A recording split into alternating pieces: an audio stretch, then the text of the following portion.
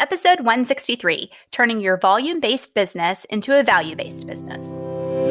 This Week in Weddings is a support group for wedding industry entrepreneurs. We're the ones behind the scenes, planning and designing the event, arranging the flowers, creating the invitations, or taking the photographs for a couple's most important day ever.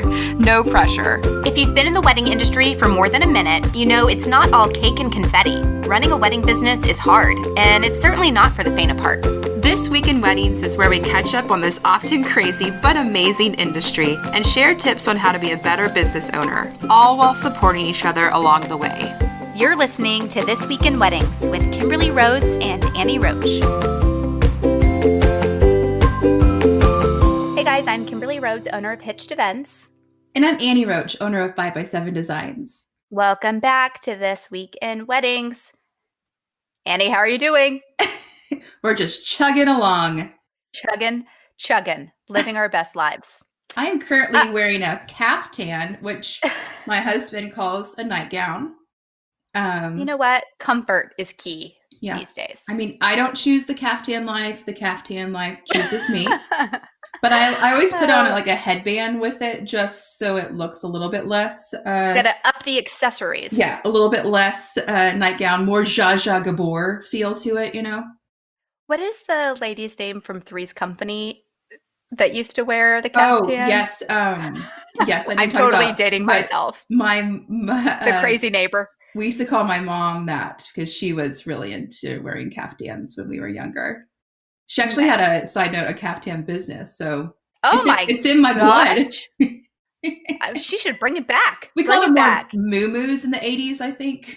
Yeah, that's amazing. Well, real quick, before we jump into this week's episode, just a reminder, if you have gotten value out of the podcast, you can support us by going to our Patreon account. It is linked on our website, or it is patreon.com/thisweekinweddings.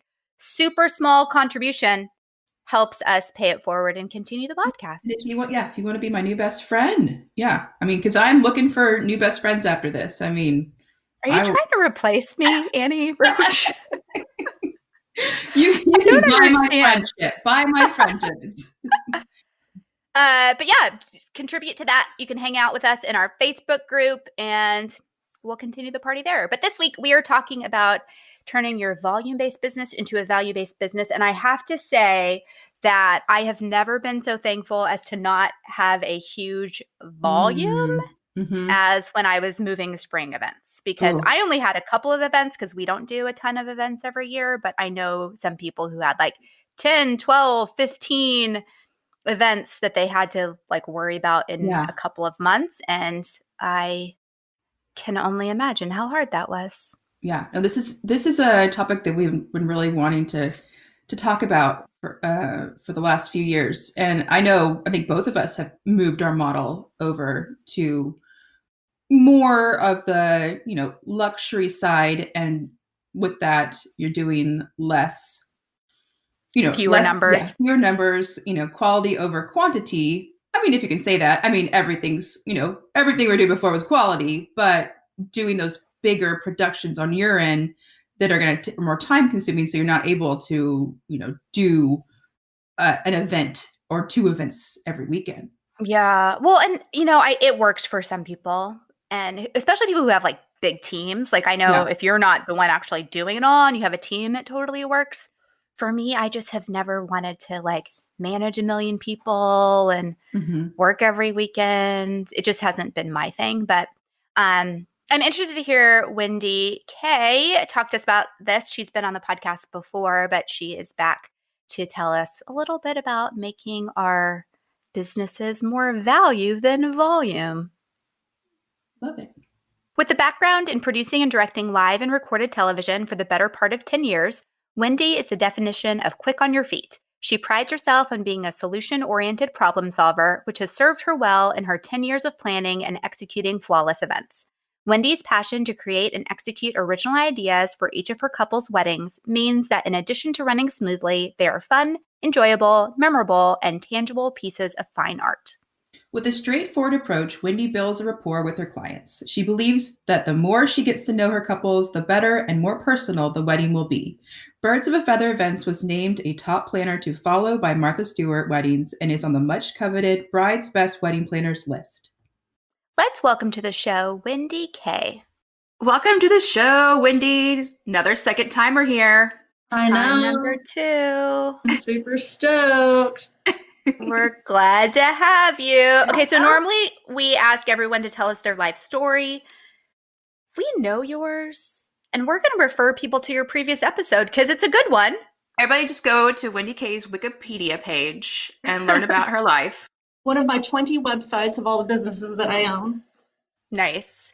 Well, before you were on the podcast, episode 99, so it's thisweekinweddings.com/episode 99, talking about how to end a client relationship because you are the queen of firing a client and we love it. Yeah, and I can actually promote that I'm on this episode because the last one I didn't really want to share it too much because I didn't want clients coming and listening to it. So That's fair. That's fair. this episode's more about like treating your clients really well and not ignoring them. So I can definitely promote that I'm on this episode.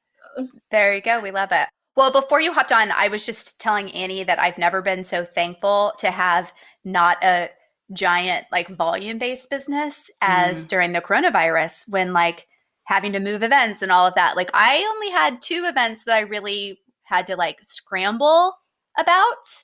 Yeah. But I know other planners in particular who had like 10 or 12 or 15. And the thought of that just makes me want to throw up in my mouth a little bit.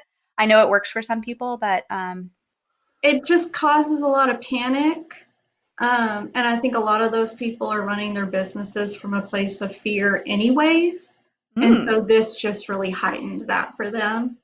I think it's very difficult to run both a value-based and volume-based business. I think there are some people who can pull it off, but it's very rare. And it's going to catch up with you eventually. And it probably caught up with your ass right now during coronavirus. coronavirus is the great equalizer, as they say. Okay, Yeah. Hey, tell us like volume-based versus value. Like kind of tell us what you're thinking those 2 things are. the definitions of each. Right. Okay. So when you're running a value-based business, there's just some bullet points that I would hit on. You probably have a low number of clients each year. You're probably high touch with all of your clients. It's just not, they're not just another date on the calendar. Oh, is that a lot of their name. hugging? Does that mean I have to hug them a lot? No, it just means you're paying attention to Okay, them. And when they email you, you respond to them quickly. And you're not leaving them hanging for a week because you have 40 other clients that you're trying to work with at the same time. You are performing your highest level of service for all of your clients. So like Kimberly and I, we're both full service and we are primarily doing only full service. I have a sister company that does event management, but that's not actually me doing those. I do the sales calls for those. And then I have another person that primarily executes those weddings. Annie, you probably are not doing semi-custom suites anymore. Everything is custom with you, correct? Yeah. Right. And so you're doing your highest level of service for your clients. You're priced appropriately for the amount of work and the amount of time you're devoting to your clients. Now, let me say that louder for the people in the back. You are priced appropriately for the amount of work and the amount of time you're devoting to your clients. So me, I like to work 40 hours or less a week.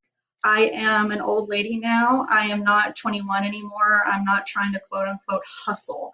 I value time so much. I would rather be sitting on the couch doing nothing and watching TV and taking care of my mental health than being at my desk until 9 p.m. every night because I charged somebody $4,000 to fully plan and design their wedding. And I had to take on 50 other brides this year to be able to pay my overhead and pay myself.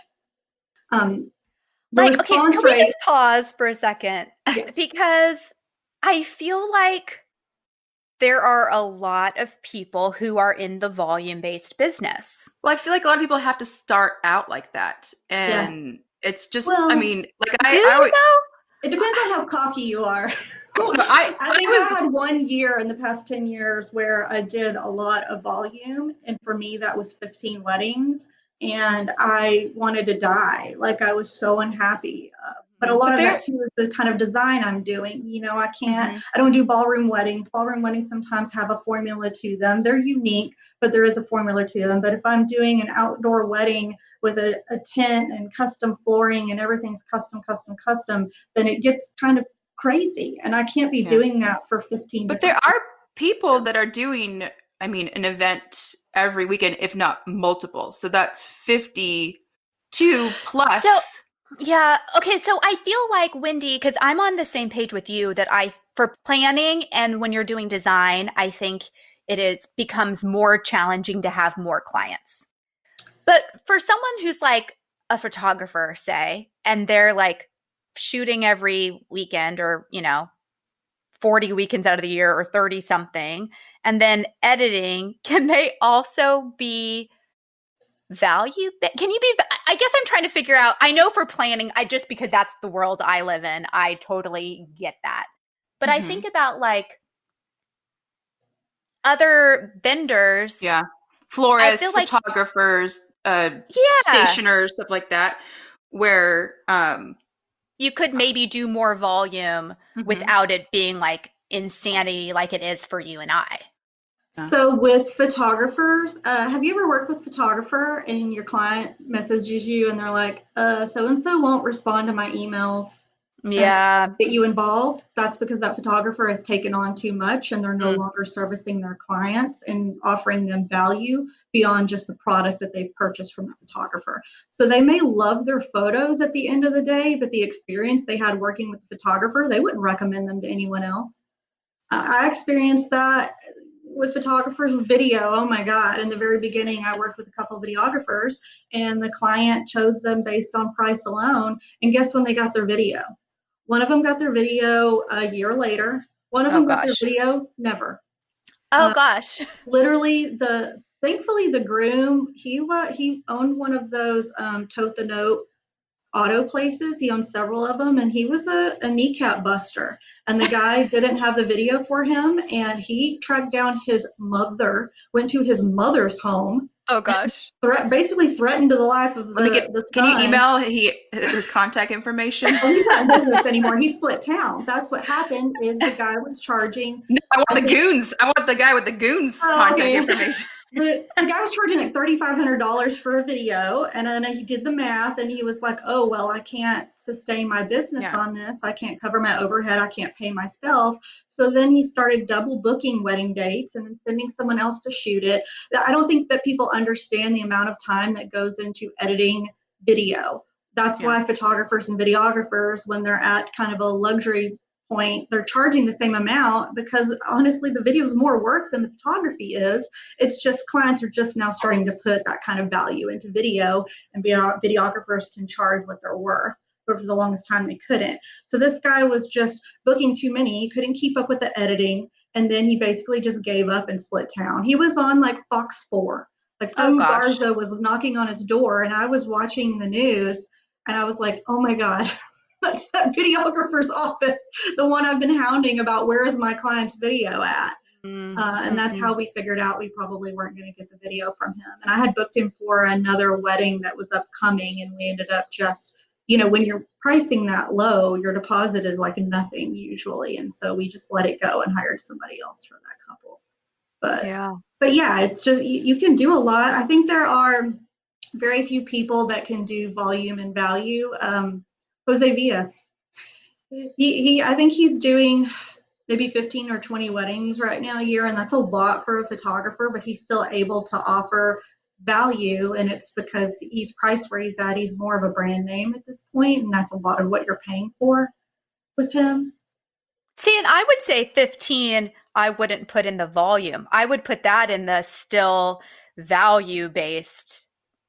You know what I mean? Like, to me, for a anything photographer. between 15 and 20 is kind of a gray area, and it really depends on how type A versus how type B you are. A lot of photographers and florists and stationers, y'all are all creatives, and so you tend to lean type B, and sometimes it's difficult for people like that to be in their inbox all of the time and returning emails and phone calls and stuff, because they want to work in their craft and in their art. And so especially if you're traveling a lot too, a lot of photographers that are more in that luxury price range are offering a lot of value. They are traveling a lot, and that's the last thing they want to do is return emails and stuff while they're trying to travel. They also have to edit their photos. There are people like Jose who I'm sure can afford to pay somebody else to edit all of their photos if they needed to. But a lot of photographers, especially the ones that are still using, digital photography, they have a lot of editing they have to do to get taken care of. So it's beyond just the amount of time shooting and traveling and kind of running the back end of the business too. It's all the editing that they have to do.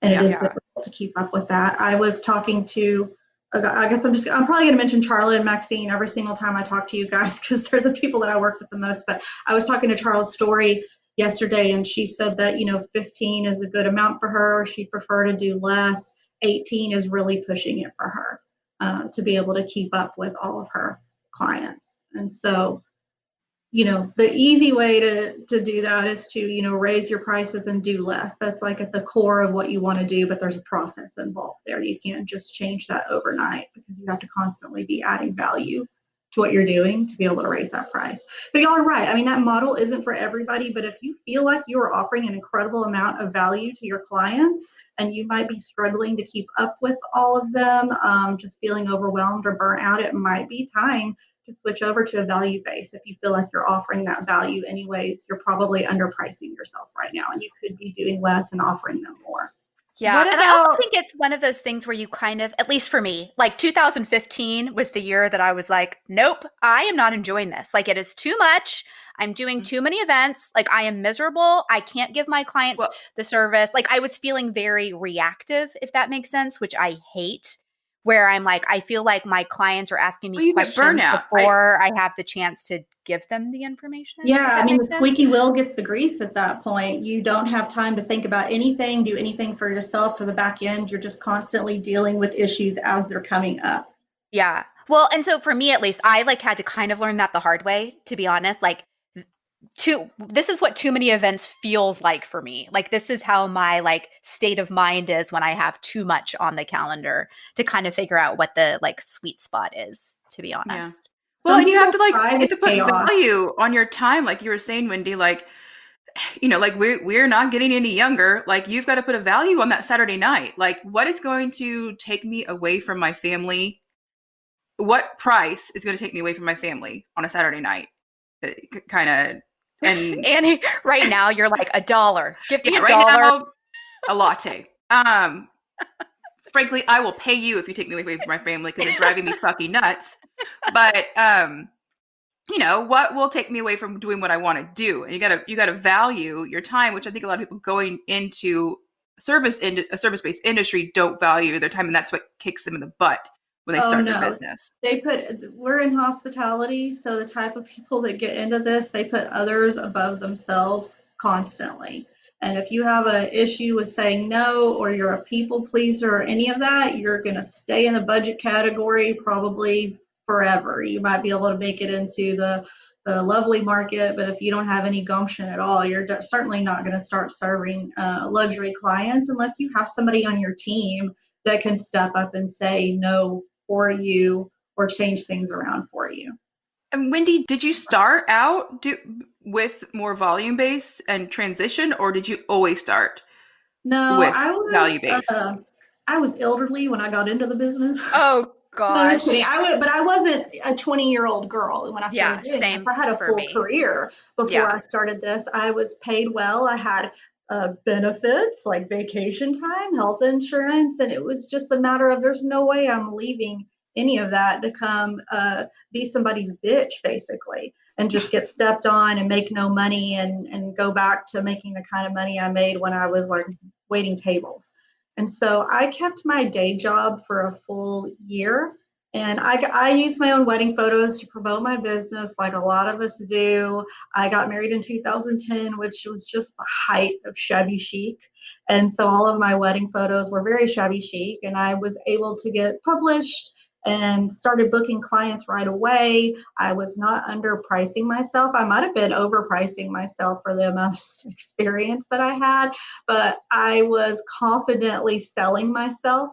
And that kind of accounted for a lot. If you're confident about what you offer and what you can do for somebody, it shows during that sales process, and they're going to put more value in you. And also, if you're too cheap, they're going to recognize that you're too cheap and not see any value in you. Yeah. And so I was able to book things pretty quickly. I actually tried to get out of my day job sooner than I did, but I was the manager, like, over all of production. And so it wasn't easy just to replace me. And I was there a little bit longer than I wanted to train somebody and get them ready to go. But like I said, the most I've ever done in 1 year, I think, is 15. And I think we did that in 2013 or 14. And I wanted to quit after that. And so I've just kind of gone down that. Actually, it was the end of 2012. I was at Wedding MBA, as we do when we start out in this industry, and nothing there was really educational for me, but it was very motivational. So I had it in my head that I needed to change my pricing, but I hadn't been motivated to do it.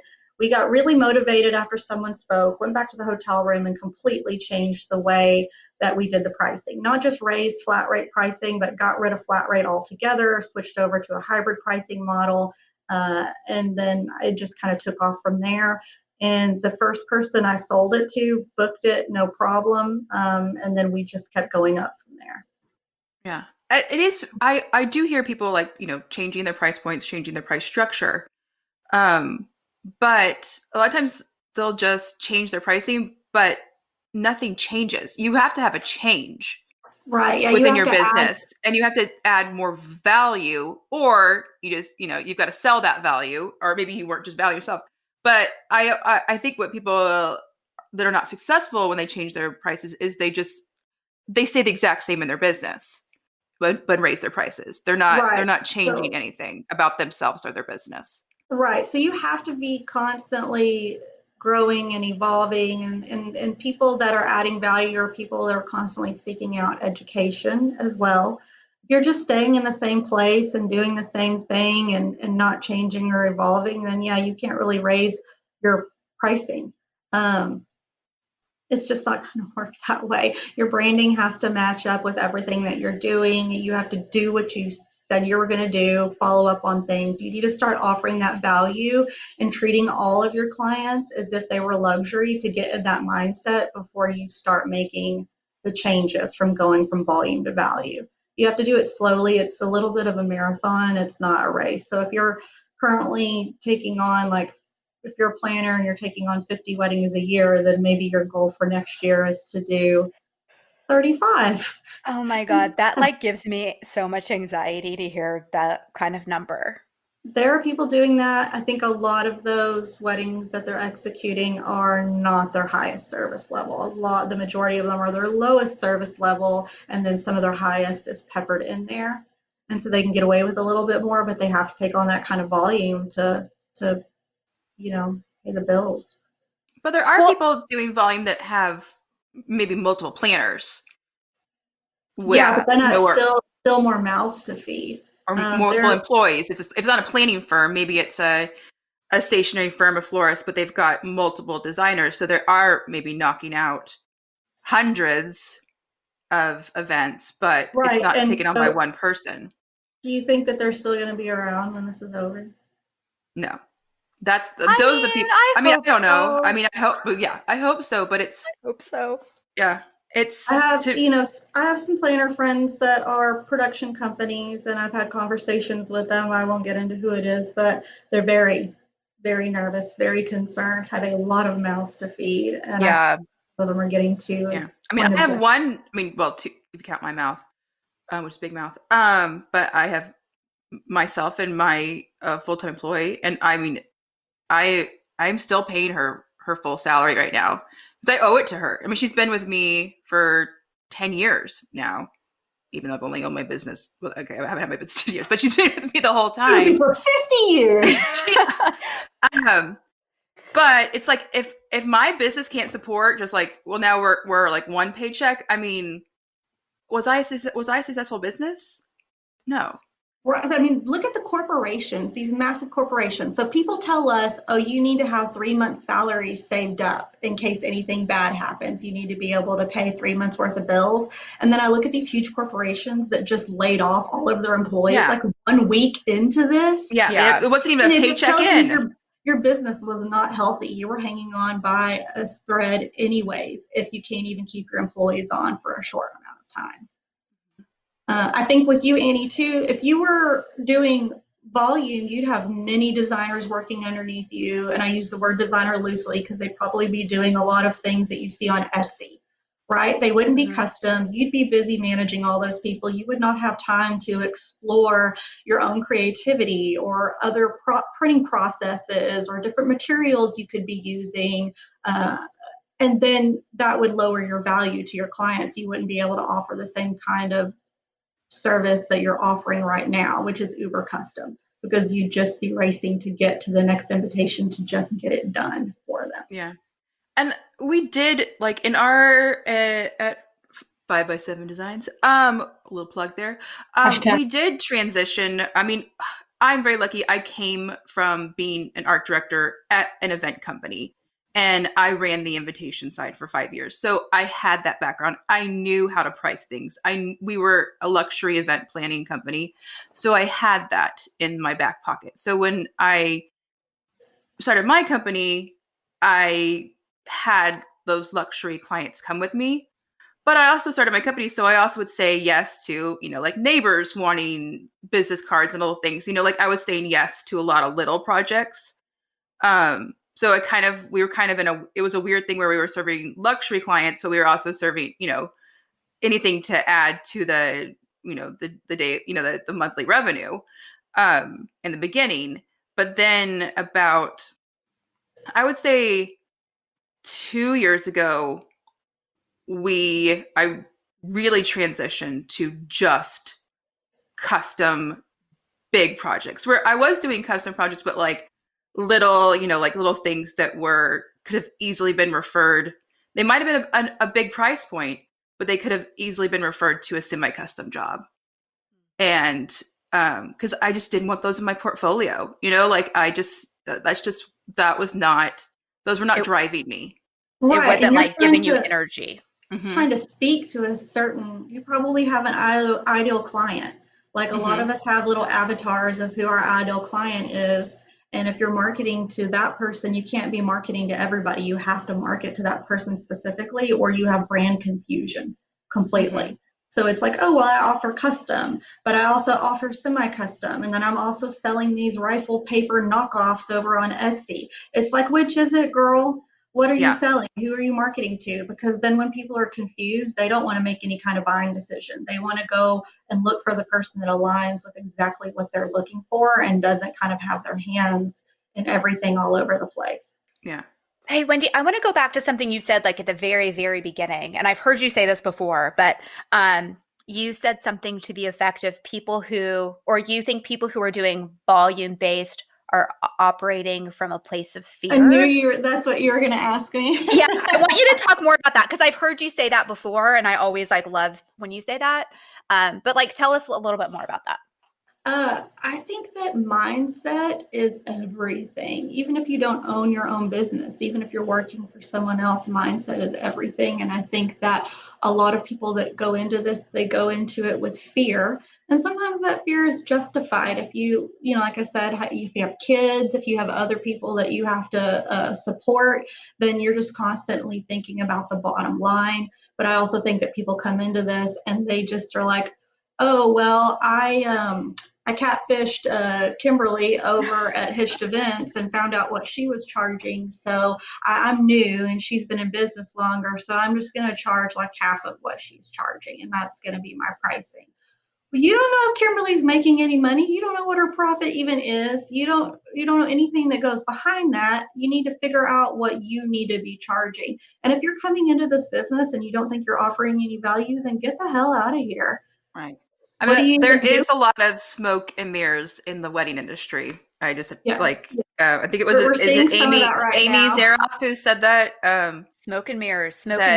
You might see all these people going to luxury conferences, wearing luxury designer outfits, but they might be hundreds of thousands of dollars in debt. We don't know, and maybe they're just putting on that facade. And maybe they're not making payroll. Like, it is a lot of smoke and mirrors. Right. And in figuring out your pricing is just a whole other conversation. I'm just so passionate about I love talking about money. So I'm really passionate about pricing. And so I can really go off on a tangent with that. But I would say that if you don't know how much money you need to make to pay your overhead and to pay yourself, then you're someone who's operating from a place of fear automatically because you're scared about whether you're going to be able to pay for anything or not, or keep your business open, especially if you're offering a product like you are, Annie. But Kimberly and I, we're offering a service. So if shit really hits the fan and this goes on, I can go back to working in TV and I can still execute my clients' weddings. I won't be operating at the same level as I was before. I won't be able to respond to their emails immediately or, have a phone call with them just because they're having some anxiety about, the font on their invitation.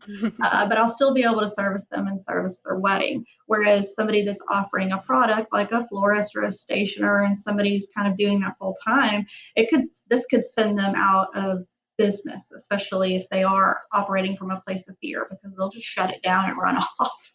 Sure. Well, it's interesting that you say that too, because I also think if someone has, let's say, a volume business and you're doing, I don't know, 40 events a year, and this whole situation, coronavirus happens, and your cash flow is totally jacked, and you're like, I have to go get a job.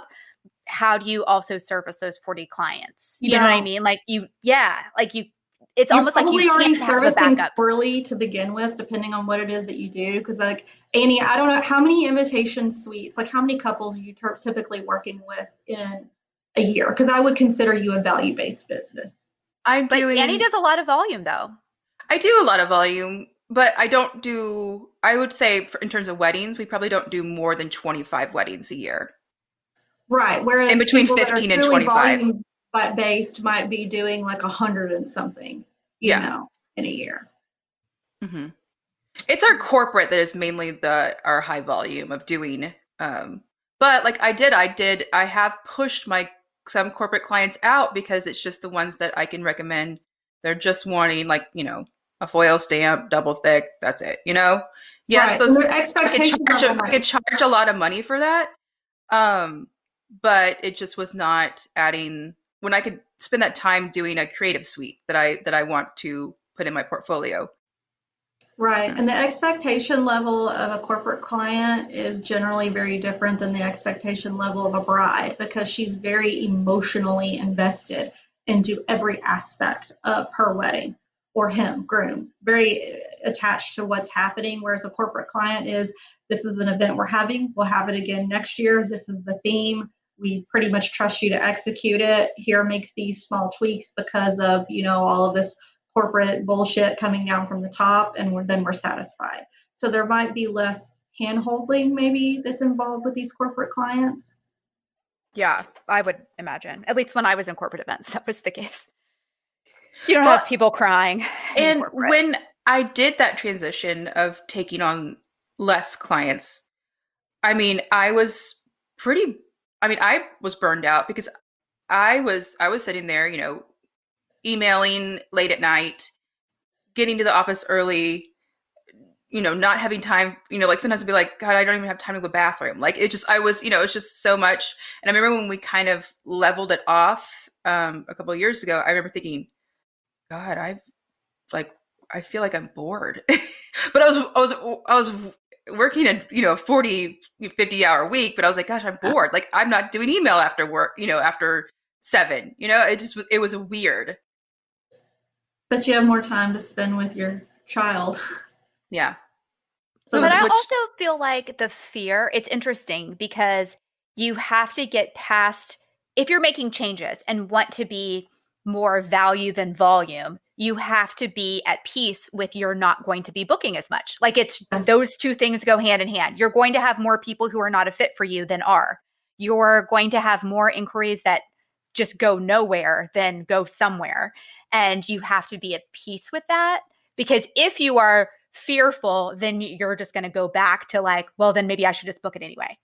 Yeah, I go through this with coaching clients all of the time where they'll make up excuses of, well, oh, I can't charge that in my market, or the types of clients I work with would never go for this kind of pricing. And that's always coming from a place of fear. If you educate yourself on this pricing model and why you're charging what you're charging, then you'll be able to confidently sell it to somebody. But just immediately throwing up this wall of, no, I can't do that, it's just coming completely from a place of being afraid to do it, afraid to make any kind of changes. And a lot of it comes too from people that are afraid of what other people think of them. I never really cared what people think of me. We talk about Enneagram a lot in my mastermind, and I'm an 8, and I think 8s typically don't really care that much about what other people think of them. We are goal-oriented for ourselves, and we care about achieving things for ourselves, whereas like somebody who's a 3, they're goal-oriented, but they care more about achieving things because they want people to think that they're amazing and they want the accolades. So then they're always a little bit worried about what other people think of them. And so I think that those people can definitely come from a place of fear, fear of someone else talking about them, or a potential client not being happy with the way that they're charging and having pushback. And then they're scared to confront them about what their personal fears are about the pricing model. Whereas I always see when one door closes, another one will open up. I don't have a scarcity mindset. I think there's enough business for all of us. Mindset. That is a good mindset, but I feel like it is, I think we are in the minority by being value-based in this industry. Yeah, I mean, there's a ton of brides that are on a tight budget, and there needs to be vendors there to serve them, but I don't know that those vendors will ever be able to make a full-time career that is profitable working through a budget business model. You know what drives me crazy? Okay, I'm gonna get on my soapbox here. But I'm not, like I service luxury clients, but I myself cannot afford luxury. None of us can. Oh, no. I am not my ideal client. Mindset shift that you have to make when you're trying to get into luxury is that you have to think like your clients, not like yourself. Well, and growing up, I've always had expensive taste, and champagne dreams, beer budget, but story of my life. But if I am a budget bride or a budget, I would never in my wildest dreams think that I could afford a wedding planner, because a wedding planner in itself is a luxury. But so people why don't would think you like that? Think that if I have that I could afford you that? Some of the inquiries that we get. Yeah, for real. I think people think I got engaged regardless of what my budget is or whatever. The first thing I'm going to do is hire a planner because I am not experienced in this, so I should get a planner. That's what people think. And it is a luxury. I can't hire a personal trainer every day. Why would I need people don't think be like able that. to afford a wedding planner? So a personal trainer is more kind of like an everyday knowledge type thing where someone's had that touch point at some point in their lives to know what that costs. Whereas a wedding, people do not know what a wedding costs if they've never planned one, their relative hasn't planned one. And then we have people like the knot shoving it down brides' throats that an average wedding is like $33,000. So if a girl gets engaged, guy gets engaged, the parent is like, okay, this is what we're spending, or the couple decides, oh, we have $40,000. They're like, I'm rich, bitch. Like, look at all this money I have to spend on a wedding. And they will straight up email Kimberly and I and say, oh, I'm inviting 200 guests. I've got a $40,000 budget. I'm really seriously looking at the Nasher or the mansion, and we need full service because we're so busy. Our jobs, we can't handle doing all of it. We want a plated meal. We're looking at Emerald City. And I'm just like, oh, man, I'm going to punch this girl in the gut whenever I have this phone call with her and educate her about how much weddings actually cost, and tell her that she needs to be coming from a per head standpoint with her budget and not this overall budget, because $40,000 for 200 people is very different than say $40,000 for like 15 people. So budget just doesn't really work. Well, and I think for planning, we are getting those emails. all the time. Everyone, they deserve it. Yeah. Well, I also think too, this is a whole nother topic, but because planning in particular, everyone is kind of all over the board, there is someone who will plan that wedding, that $40,000 wedding, and are going to full service plan it for $1,000. And Yeah, like a penny even, an hour. I mean, it's insanity. And that's a whole nother discussion. But I think there are people who will do the work for pennies on the dollar that the whole, like, you know, it hurts all of us. It hurts Well, the they whole think industry. that's how they get started, but like think about it this way. If you get out of school and you go get a job and you start that job and they're like, okay, well, your salary is $10 a year because you're new and you're just getting started in this. And you're going to work 60 hours a week. So I hope that that works for you. No one would ever go for that.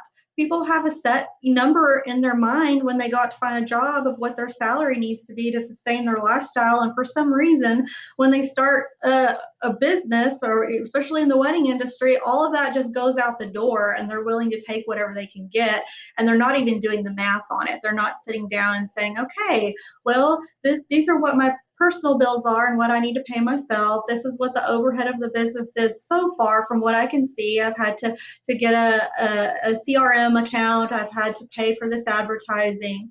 And this is about how many weddings I think I can handle. I planned my sister Stacy's wedding and I planned my best friend Julie's wedding and I did this amount of work on it. They're not sitting down and doing any of that and then looking at the numbers and saying, oh, okay, well, I'm actually going to lose money this year running this business because of all the overhead and I'm not charging anything. They never look at that. And that just never makes any sense to me at all. Why would you want to work for free, especially in an industry that's as hard as doing weddings? Like y'all say in the intro, it's not all cake and confetti, and it sure ain't. You know what I don't want on a wedding day? Cake, because I'm fucking tired. Well, that's funny because that's what I do want because I probably haven't eaten dinner. And so I'm like crying in the bridal suite, like unwrapping dance floor props and stuff. And I definitely am shoving cake in my face, and it might be the only thing I've eaten all day. So there's that. Okay, Wendy, I have a question. If somebody right now is a volume-based and they're wanting to make this transition, other than going in, doing a whole, price structure, seeing their value, doing all that, seeing what they need to charge, what do they need to do to attract that new clientele? It's all about mindset completely. You have to get in the mindset of the client that you're trying to market to. And if you're not currently in that mindset and you're accustomed to marketing to budget brides or even just lovely brides, you're not going to be able to change that trajectory and just suddenly become value-based if you've been volume-based all this time. You have to really sit down and get into the mind of somebody who is spending good amount of money on their wedding. Those are the clients you want to book because that's how you're going to be able to pay your bills and charge a little bit more. Those clients are reading different magazines than you are. They're shopping at different stores than you are. They have a different education than you do, a different circle of friends. And you really need to do a lot of online research and figure out how those people's minds work, what their spending habits are, where they like to vacation, what they like to do in their free time. And once you can get into that mindset, then that's when you can kind of start to change your branding and your message and come up with a new ideal client that you're marketing to. Because once you learn more about what the ideal client is, you'll be able to speak to them easier. And then that's when you can start that transition of providing more value. Like I said, treat all of your clients as if they are a luxury client. That's a good place to start. Even your client, if you are doing a lot of event management and maybe your client is spending, $50,000 on their wedding, treat them as if they're spending $350,000 on their wedding.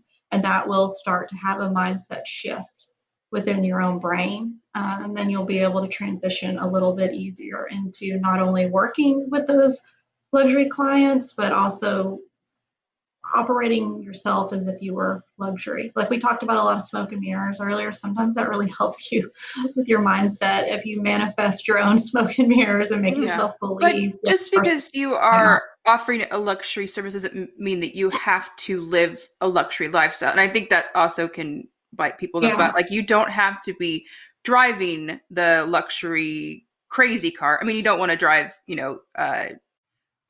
something that's fallen apart to a meeting, but you don't need to go, you don't need to have a luxury house, you don't have to go on luxury vacation.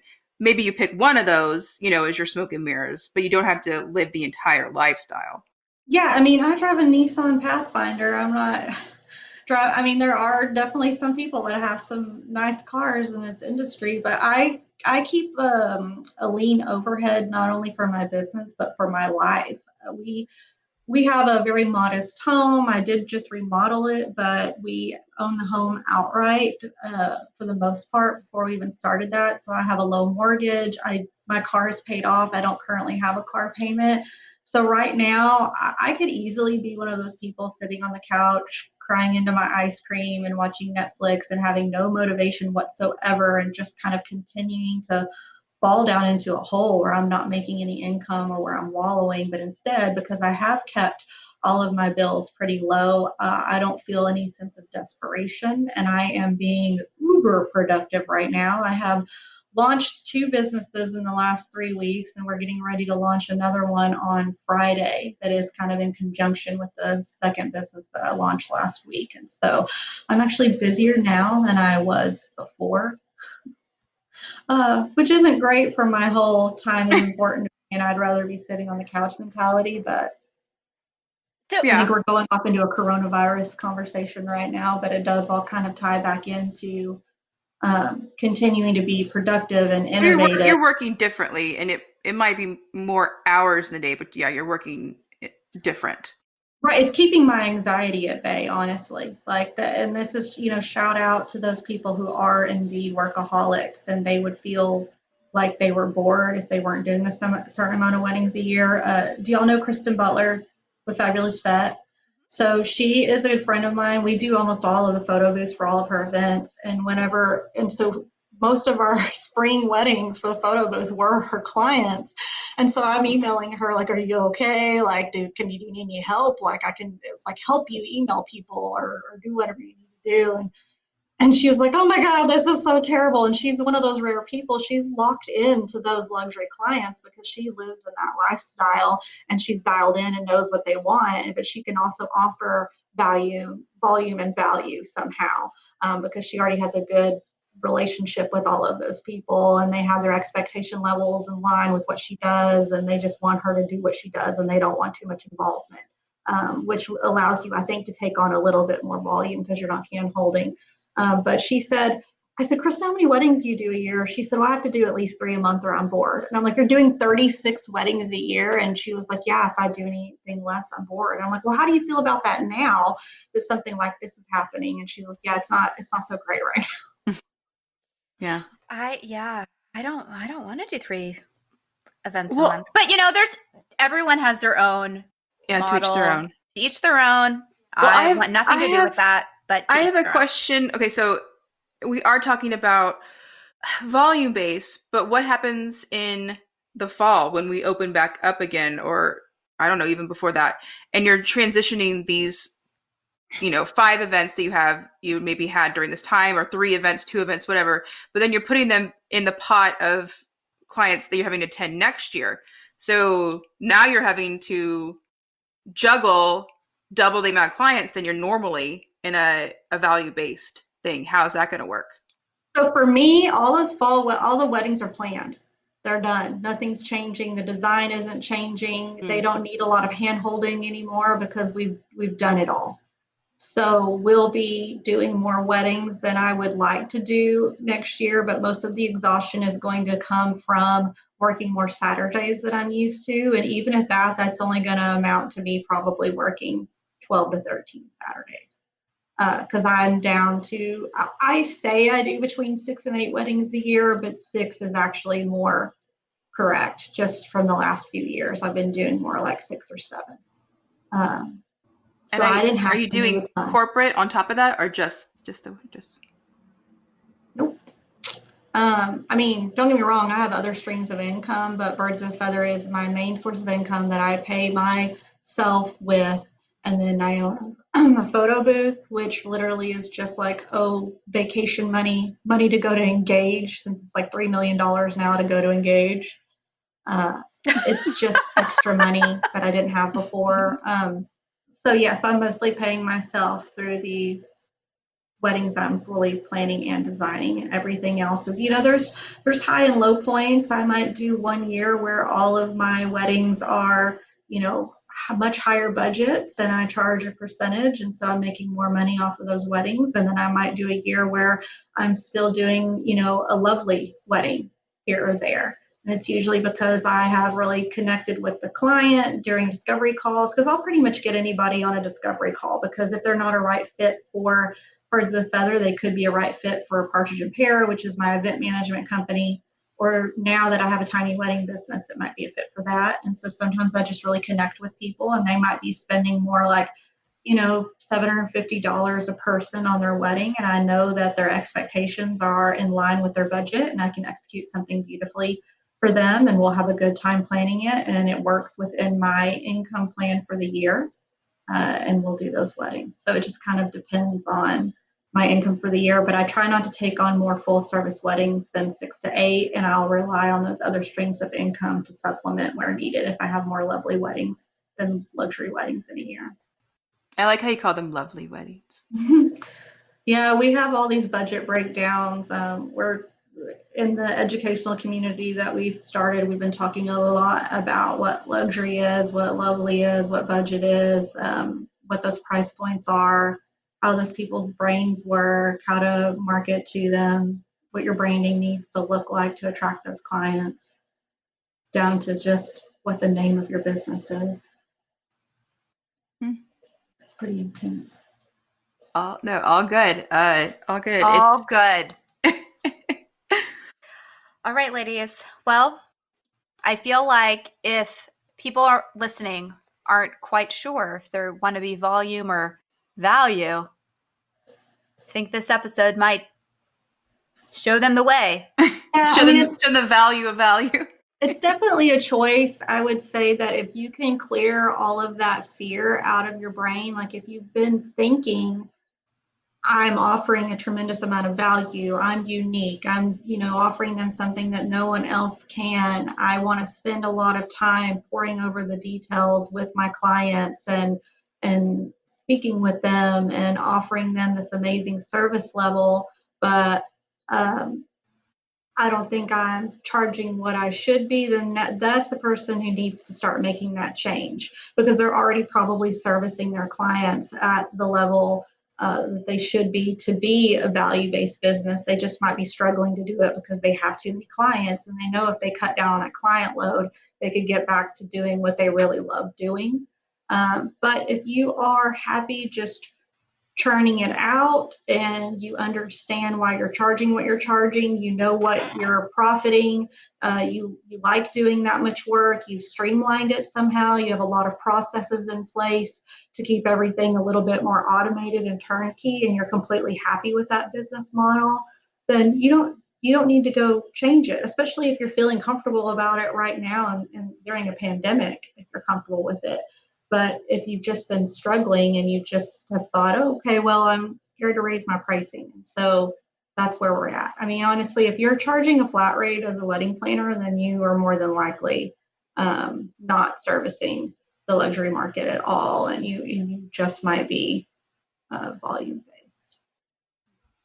I mean, that's not to hate on anyone doing it, but it means No, not at all. Larger events, you're not used to doing luxury because you don't have an understanding of scope and scope creep, which is another conversation. I mean, I also think the other thing is, and this is a whole nother conversation too, and we're trying to wrap it up, but if you are a flat fee, you needed to make a certain amount of money, you are continuing to do a certain number of events to make that certain amount of money, regardless of the intensity of each of those projects. Right. So just to briefly touch on that, because I could really go on all day, you book a client. The client they say they have a $60,000 budget and they're having 100 guests.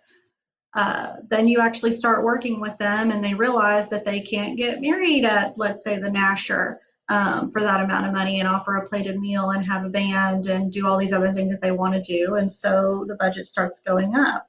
Well, they saw a party that the Nasher had where they tented out there, and they really like the look of that tent, so they want to add that on. But you know what? Their wedding's in June, and it's hot AF, and so they're going to have to add in some air conditioning to that tent. And they want to fly in this band that their cousin had at their wedding in LA, and they're from Milan, and they're a little bit more expensive. And then before you know it, this wedding has turned into $350,000 somehow, and you had charged them $10,000 planning that wedding. And then the next Saturday you have a wedding and they told you that they had a $60,000 budget and they spent $60,000. Which wedding are you working harder for? Which one are you getting paid less for from an hourly and work standpoint? Planners charge like an architect or a contractor would, because that's the level of work that you're doing for people. It can't be based on a flat rate. Sorry. Preach. Yeah. And when you don't value yourself, I feel like you're not going to get the service. Well, no, I mean, someone's going to take advantage of you. If it is a truly luxury client and they've met with you and you're charging this $10,000 flat rate, and then they come meet with me and I'm doing hybrid pricing, and then Kimberly, are you percentage hybrid? And then they go meet with you in percentage and they do the math and they're like, okay, well, if I'm working with Wendy or Kimberly, I'm going to be spending at least $20,000 on their service. But if I work with this other person, they're charging a $10,000 flat rate, and I'm not putting that much value into a planner. And also this person charging the flat rate obviously doesn't know how to price their services, because I talked to Wendy and Kimberly and they seem pretty educated on why they're charging what they're charging. They explained it to me and that made sense to me. But I'm going to go ahead and choose this other person and take complete advantage of them and run them into the ground and walk all over them like a doormat, because that's how they presented themselves to me. I think and I've been doing percentage for 5 years now, maybe. I think once you book the first one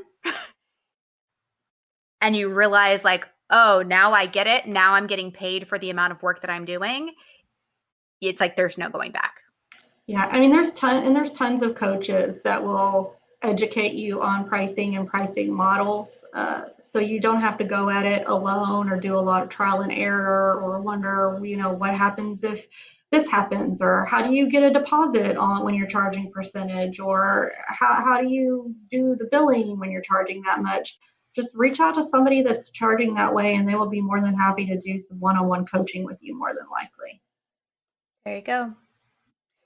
Well, y'all, this has been a great chat. I feel like in time of coronavirus, for people who are not starting 8 businesses like you, Wendy, is now a good time to be thinking about those kind of things going Look forward. in your business. If your volume versus value, or how many events do you really want to do a year, and then how much do you need to make, and what does that look like? I mean, I feel like this downtime when we're not currently working on the weekends, is a time to think about that. If you know anything about Excel, make an Excel spreadsheet. Have a page of all of the services you provide, how many you can take on a year, what's included in that. Put a spreadsheet together with your cost per client, which means any kind of gifting that you're doing. If you're buying, like me, I buy styling items for some of my weddings, and then I keep it in my styling kit, but I'm still spending it for that particular client, paying day of assistance, and then your overall overhead for your whole business. So your CRM, all that stuff. And then you can account for your taxes in there, and then you can figure out how much money you're actually making at the end of the day once you pay all these bills, because a lot of us are not the best with money. So you're like, oh, well, I made $15,000 on this wedding. Well, no, you didn't, because you have all this overhead and all this advertising, and you got to pay taxes, and we pay more taxes than we would if we were working for somebody else.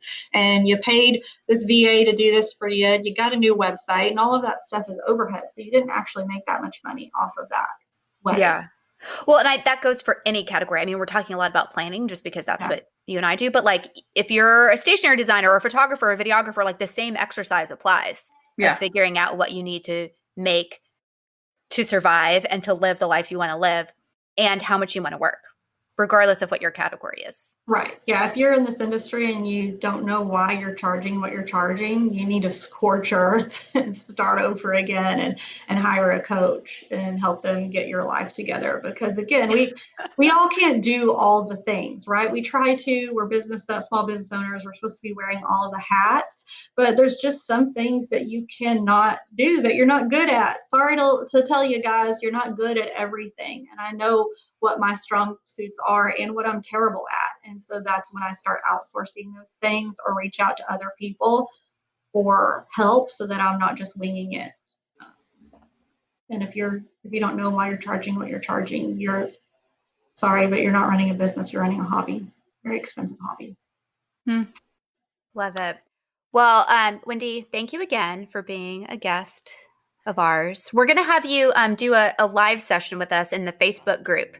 Okay. Too, Can we talk about money? Because Yeah. I feel like there's a lot of money discussion that could happen as a follow-up with this. Money. And like the value versus volume. I feel like this is a good like live Right. chat. And then So that's a good opportunity for Q&A with people too. 'Cause absolutely. in our educational community, we go live every Thursday and there's so many questions going on in there. And sometimes they're really thought-provoking things that I never would have even thought of to ask or think about. Sometimes they'll stump me with some questions.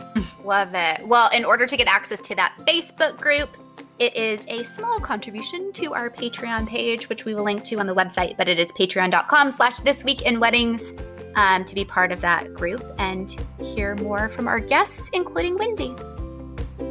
Thanks for being here. Thanks, Wendy. Thanks for having me.